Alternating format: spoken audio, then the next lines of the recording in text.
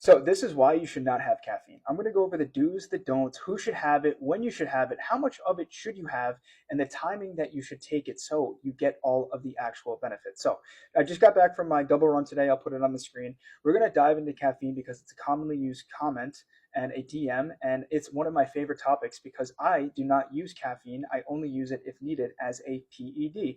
Now, a PED is a performance enhancing drug, and a lot of times people are addicted to caffeine, so they do not get the actual benefits and what it's used for. So first, it was banned by WADA in 1984 to 2004 because of its performance enhancing effects on athletes. Then the ban was lifted just because of how many people use it. So let's talk about how caffeine actually works.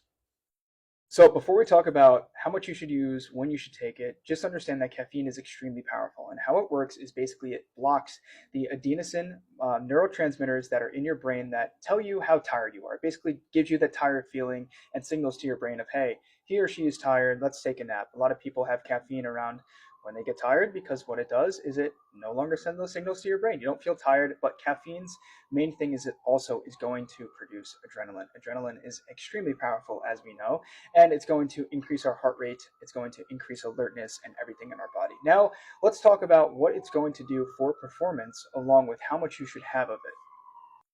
So why take it as an athlete? Because it's one of the biggest central nervous system stimulants that we can actually take if we are not addicted. You're going to get all the benefits of alertness, mental clarity, and focus.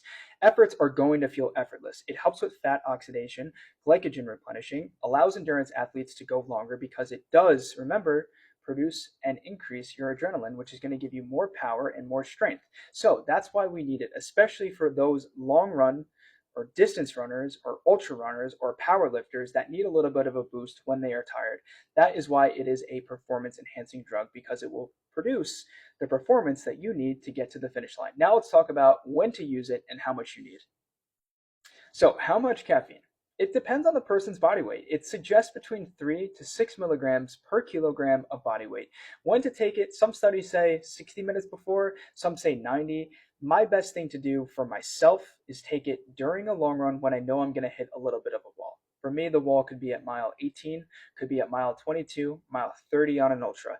With that being said, I know when I'm going to hit a wall. I take it 30 minutes before to give myself enough time to digest it, process it, and use it. This way, when I'm about to hit the wall, I don't hit the wall. Remember, it is a PED.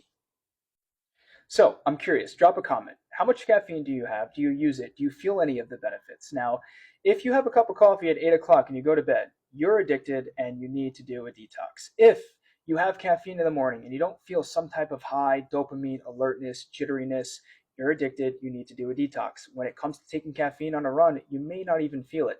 I stopped taking caffeine 2 years ago because I was overdosing on it and it did not do my heart well whatsoever. You all know that I have a very low heart rate. Anybody new to the channel can see it from my runs. Long story short, now when I have caffeine once a week, if that, I get all of the benefits. I'm extremely alert for over an hour. I feel the adrenaline through my system. I don't hit the wall. And that's exactly how caffeine should be used as a performance enhancing drug. So, any comments, drop them. I will respond to all comments, all DMs. I hope you guys learned a little bit about caffeine. If you don't use it, try it. If you obviously use it, make sure that you know what it does and it's supposed to do. And if you need to detox, also detox and then reintroduce it safely. So, I'm out of here.